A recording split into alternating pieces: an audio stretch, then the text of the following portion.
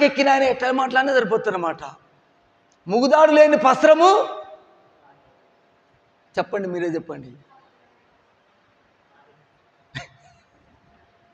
దేవునికి స్తోత్రం కలుగును గాక. ప్రియులారా, చాలా గొప్ప సందర్భం ఇక్కడ రాయబడింది. వాళ్ళ ప్రార్థనకు భూమి దద్దరిల్లింది, భూకంపాలు కదిలావి, ఆ బంధకాలు ఊడిపడ్డావి. దేవుని ఆత్మ దిగి వచ్చి వాళ్ళ ఒక కష్టాలను దేవుడు తీర్చాడు. వాళ్ళ ప్రార్థనకు దేవుడు మొరకు విని గొప్ప కార్యాలు చేశాడు. ప్రియా దేవుని బిడ్డ, నీకు గొప్ప కార్యాలు కావాలా వద్దా? నీకు ఆరోగ్యం కావాలా వద్దా? నువ్వు బాగుపడ్డావా లేదా? ఈనాడు బతికాను మనం బట్టలబడి ఈ లోకములో 5 ఏళ్లతో అన్నం తింటున్నామంటే దేవుడు మనల్ని కాపాడుతున్నాడు. ఒకవేళ మనం అన్నం తిన్నికి రాకుండా మన చెయ్యి ఇలాగనే పచ్చపాతం వస్తే ఏం చేయగలం? కాలు చేయబడిపోతే ఏం చేయగలం? మూతి సొట్టకపోతే ఏం చేయలేం. విషము జ్వరం వచ్చి ఒక 3-4 రోజులు అన్నం తినకపోతే మన చేతులు కాళ్ళు ఏం బలంగా పని చేయలేము. ఇవన్నీ మనకు బాగా తెలుసు. తెలిసి తప్పు చేస్తే శిక్ష తప్పదు. తెలియకుండా పొరపాటు చేస్తే అరే పసిపిల్లగాడురా నిప్పులను దొక్కాడు, వాడిని ఎట్లన్నా బాగు చేయాలంటాం. తెలిసి తప్పు చేస్తున్న వలన అగ్గి నిప్పును జోబిలో వేసుకుంటే కాలదా? అగ్గికున్న గుణము కాలే గుణమే. దేవునికి స్తోత్రం కలుగును గాక. మనుషులు తెలుసుకోకుండా ఇంకా దేవుడు ఇంత ప్రేమ చూపుతున్నప్పటికీ మనుషులు మారడం లేదు. లాస్ట్ మాటగా చూసుకొని పరమగీతములు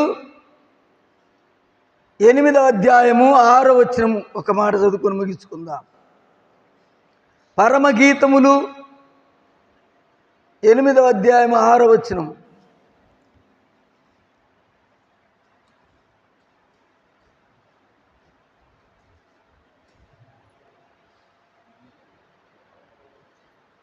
పరమగీతము 8వ అధ్యాయం 6వ వచనము. నీలారా తీసిన వాళ్ళు చదవనా? ప్రేమ చూడండి నీలారా, దేవుని ప్రేమ ఎటువంటిదంట? అమ్మ ఇక్కడ వినండి బాబు, ఒక్క మాట వినండి. ప్రేమ ఎట్లాంటిదంట? మరణమంత బలమైనటువంటిదంట ప్రేమ. అది ఈ ప్రేమ ఉండబట్టే యేసుక్రీస్తు మనల్ని చనిపోయేంత వరకు మనల్ని నియమించినాడు.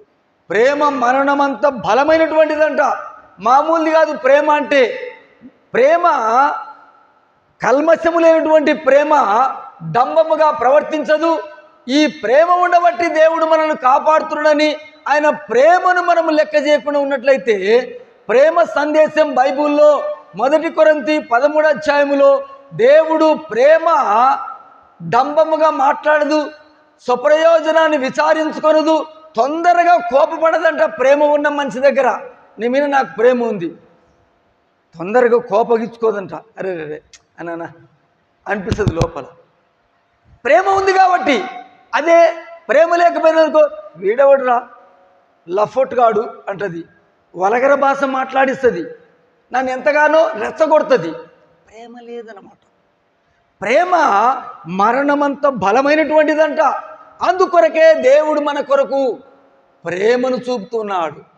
పరమగీతములు 8వ అధ్యాయం 6వ వచనములో ప్రేమ మరణమంత బలమైనటువంటిది చూడు, ఆ ప్రేమ చూపుతున్నాను చూడు నేనంటే, ఆ ప్రేమకు కపట ప్రేమ చూపుతున్నాం, అపకారమును తలపెడుతున్నాం. అలా చేయకూడదు. ఆల్నైట్ ప్రేయర్లో దేవుని సన్నిధికి వచ్చి కూర్చున్నప్పుడు ఒకరి మీద ఒకరి కాదు, మంచిగా దేవుని స్తుతించే పాటలు పాడుతూ, నిన్ను నేను విడువను దేవా,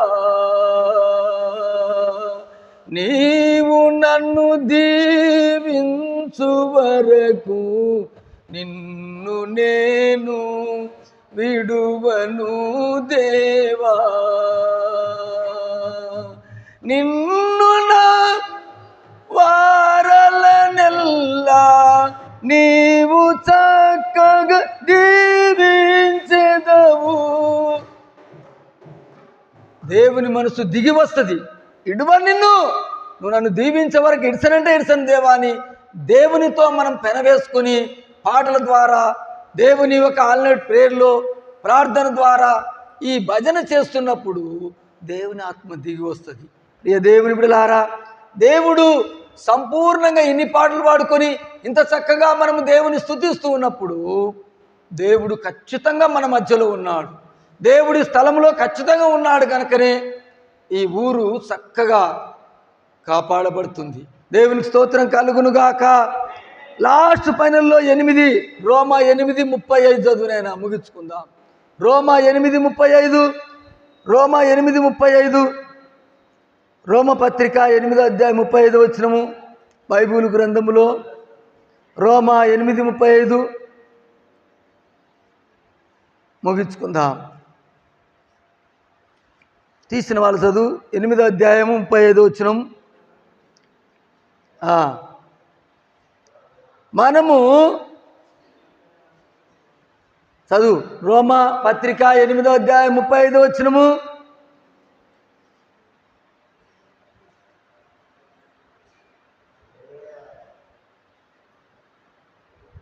క్రీస్తు ప్రేమ నుండి మనలను ఎడబాపు వాడెవడు?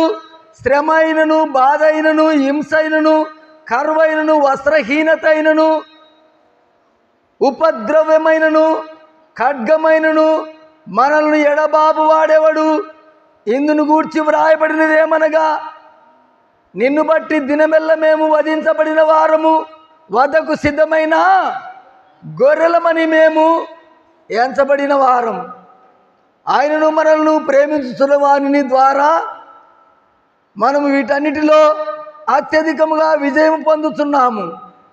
మరణమైనను, జీవమైనను, దేవదూతలైనను, ప్రధానులైనను, ఉన్నవైనను, రాబోవైనను, అధికారులైనను, ఎత్తైనను, లోతైనను, సృష్టించబడిన మరి ఏదైనను మన ప్రభు అయిన యేసుక్రీస్తునందలి దేవుని ప్రేమ నుండి మనల్ని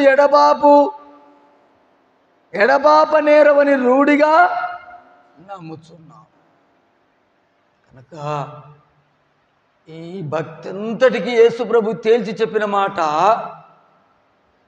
ప్రేమనే అన్నిటికంటే శ్రేష్టమైనటువంటిదంట.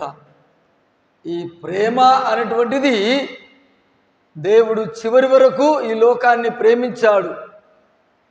యోహాను 3:16 వచనం ప్రకారం దేవుడు లోకమును ఎంతో ప్రేమించినాడు. ఆ ప్రేమ ఉండబట్టి మనం ఈరోజు ఆరోగ్యంగా ఉన్నామంటే దేవుని ప్రేమ. ఈ ఆల్నైట్ ప్రేయర్లో మనం వచ్చి ఆయన చక్కగా ఆరాధిస్తున్నామంటే దేవుని ప్రేమ. డబ్బులు ఇస్తే 1000 రూపాయల కూలిస్తే కూర్చోము, రాత్రంతా నిద్ర కాసుకుంటే దేవుని ప్రేమ. దేవుడు నాకు పిల్లలు ఇచ్చాడు, దేవుడు నాకు ఇల్లు వాకిలు ఇచ్చాడు, దేవుడు నాకు ఆరోగ్యం ఇచ్చాడు. ఇక చెప్పుకుంటూ పోతే మనది ఎంత దేవుని ఆరాధించినా మనం తక్కువనే. కాబట్టి ఆరోగ్యము ఆవిసి మనకు ఎలాంటి లోపము లేకుండా దేవుడు కాపాడుతున్నాడబ్బా, దేవుని ప్రేమ నా మీద ఉందని. ఎప్పుడైతే నువ్వు ఆ భయభక్తులతో జీవిస్తున్నావో అప్పుడు దేవుడు నిన్ను దొబ్బుకొని వచ్చి మందిరంలో కూర్చుండబెట్టి చక్కగా ఆల్నైట్ ప్రేయర్లో నువ్వు పాడినా, స్తుతించినా, ప్రార్థన చేసినా, ఊరికి వచ్చి కూర్చొని పోయినా దేవుడు లెక్క. సామాను కాడ ఉన్నోనికి ఒకటే కూలి, యుద్ధము చేసినోనికి ఒకటే కూలి, పాటలు పాడినోనికైనా సమానమే కూలి, వచ్చి లోపల కూర్చున్నా సమానమే. కాబట్టి దేవుడు ప్రేమాస్వరూపి. ఆల్నైట్ ప్రేయర్లో నీతో నాతో మాట్లాడినటువంటి ప్రేమలో ఈ భక్తి చేసిన వాళ్ళు బాగుపడ్డారు. ఇలా ఆల్నైట్ ప్రేయర్ చేసిన వాళ్లకు వాళ్ళ కోరికలు తీర్చబడ్డావి. ఇది నేర్చుకొని నిరాహార దీక్ష చేస్తున్నారు. మండలాఫీసుల కాడ, చౌరస్తల కాడ, మనుషులు ఎక్కడెక్కడ కలిసే కాడల్లా పెద్ద పెద్ద నాయకులందరూ దిగొచ్చి నిరాహార దీక్ష చేస్తే కలెక్టర్ దిగొచ్చి మీ కోరికలు, మీ డిమాండ్లు తీరుస్తాము, మీరు లెగవండి అంటున్నారు. అది ఎక్కడి నుంచి నేర్చుకున్నారు ఈనాడంటే దేవుని భక్తిలో నుంచే. బైబులే మొట్టమొదటి గ్రంథము. ఇది పురాతనమైన గ్రంథము. అన్ని గ్రంథాలకి, అన్ని దేవుళ్ళ కల్లా ఇది సృష్టికి ఆధారభూతులైనటువంటి, సృష్టికర్త అయినటువంటి దేవుని యొక్క ఏకదేవుని ఆరాధన మనం చేసేటువంటిది. మన దేవుని ఇంత ఎత్తు, ఇంత పొడుగు, ఇంత ఎడల్పు ఉంటాడని ఎవడు కొలత వేయలేడు. దేవుని వాక్యం చెప్తుంది, యెషయా గ్రంథం 66వ అధ్యాయము, ఆకాశము నా సింహాసనము, భూమి అంతా ఒక కాలు పెడితే సరిపోతుందంట. ఇంత గొప్ప దేవుడు ఎట్లాంటి అంచనేసి గింత బొమ్మ పెట్టి గట్ల పెట్టి చేయటానికి వశముగాని దేవుడు, గొప్ప దేవుడు మన దేవుడు, సృష్టికర్త. ఆ సృష్టికర్త యేసుక్రీస్తు అవతారములో మరియమ్మ గర్భములో ఒదిగి మన పాపాల కొరకు ఆయన మంచి మంచి పనులు చేస్తుంటే, చచ్చిపోయిన వారిని లేపుతుంటే, కుష్ఠరోగులను బాగు చేస్తుంటే, గుడ్డలకు కండ్లిస్తుంటే లోకము ఓర్వలేక చంపివేస్తే చనిపోయాడు. చంపితే కూడా తిరిగి బ్రతికి మళ్ళా బోధ చేసి, ఇప్పుడన్నా నమ్మండి, నేను వచ్చే వరకు ఇలా భజన చేసుకుంటూ ఉండండి, నేను వస్తా, మిమ్మల్ని తీసుకొని పోతానని ప్రభువారు చెప్తా ఉన్నారు. భూలోకములో మనలాంటి భక్తి చేసిన వాళ్ళు పౌలు శీలల అర్ధరాత్రి వేళ పాటలు పాడి దేవుని స్తుతిస్తూ ఉన్నారు. వాళ్ళ బోధకుడైన పేతురును విడుదల చేయాలి, జైల్లో ఉన్నాడు, విడుదల చేయాలని ప్రార్థన చేస్తున్నారు. ఆల్నైట్ ప్రేయర్ పెట్టుకున్నారు. వాళ్ళ ప్రార్థనకు బంధకాలు, చెరసాల పునాదులు అదిరి బంధకాలు ఊడిపడ్డావి. దేవుని ఆత్మ వాళ్ళ మీనికి దిగి వచ్చింది. ఇక చెప్పాలంటే చాలా ఉంది. దేవుడి వాక్యమును దీవించి మీ హృదయాల్లో భద్రపరచునుగాక. ఆమేన్. చిన్న ప్రార్థన చేసుకుందాం. అందరము మోకాళ్ళ మీద నుండి ప్రార్థన చేసుకుందాం. అమ్మా, బంధకాలు లాంటి సమస్యలు నీ కుటుంబంలో ఉన్నావా? నీ శరీరములో చెప్పుకోలేనటువంటి సమస్యలు ఉన్నావా? నీ శరీరములో చాలా రోగాలు, 360 రోగము, గుడ్డి రోగము, ఎదురు మాట్లాడే రోగము, కోపమనే రోగము, మరి చాలా రోగాలు ఉన్నాయి. ఈ రోగాలన్నిటికీ నీ కుదురుబాటు, సరైన మందు ఏమిటంటే దేవుని వాక్యము, ప్రార్థన. వీటి ద్వారా మనకు అవసరమైనటువంటి దేవుని దగ్గర నుంచి దేవుడు మనకిస్తాడు. గర్భఫలము కావాలన్నా దేవుడిస్తాడు, పెళ్ళిళ్ళు కావాలన్నా దేవుడిస్తాడు, ఆరోగ్యం కావాలన్నా దేవుడిస్తాడు, సంసారం వర్ధిల్లాలన్నా దేవుడిస్తాడు, నీ బంధువులు కావాలన్నా, ఏది కావాలన్నా దేవుని దగ్గర ఉంది. మన దగ్గర ఏమీ లేదు. అందుకొరకే ఏమీ లేనటువంటి మనల్ని అన్నీ ఉన్నవానితో సమానముగా చేయట కొరకు మనము ఆయన నామమున ప్రార్థన చేద్దాం. ప్రేరేపించబడిన వాళ్ళు ఒకరు ప్రార్థన చేయండి. కొంచెం విరామం తీసుకుందాం. ఒకరు ప్రార్థన చేయండి.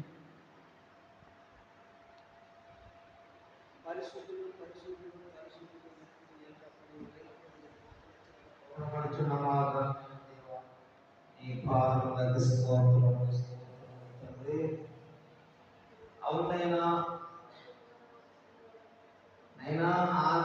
మేము